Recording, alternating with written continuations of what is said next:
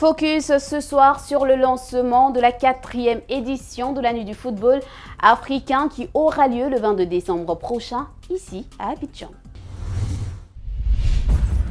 On ne se rend pas compte de la valeur de ces gens.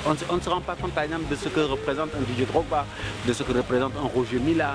En Europe, on regarde le palmarès et puis c'est tout. Et avec des cérémonies comme ça où on reconnaît ce que les anciens que nous sommes ont fait pour le football, c'est toujours intéressant. L'histoire du football africain s'écrira une autre fois à Abidjan en 2016.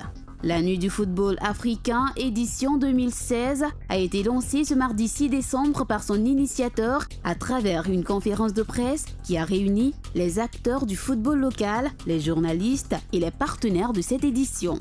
Pour l'édition 2016, Yves Sawadogo et son équipe veulent bien faire les choses. Il fallait travailler malgré les difficultés année après année à garder le cap. On a pu voir sur ces 3 dernières éditions tous ceux qui ont marqué leur présence à la Nuit du football africain. Donc cela nous a conforté dans notre esprit que c'est un événement qui peut perdurer. Donc il fallait travailler pour le pérenniser. D'année en année, on s'améliore et on espère véritablement en faire un rendez-vous incontournable du football africain.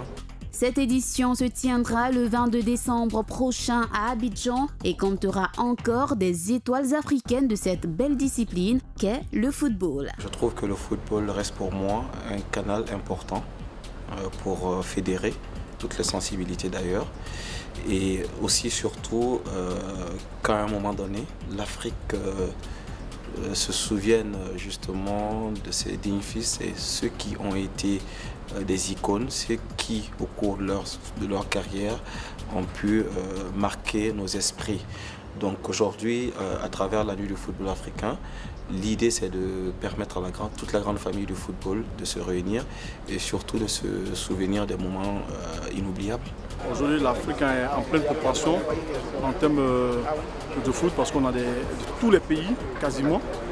On a toujours des professionnels maintenant qui sortent des pays pour pouvoir aller monnayer le talent au niveau de l'Europe et se veut être le continent le plus prisé par nos footballeurs. Donc aujourd'hui, c'est un regard d'espoir et je pense que l'Afrique dira son mot encore de façon très accentuée dans les jours à venir, pour ne pas dire les années à venir.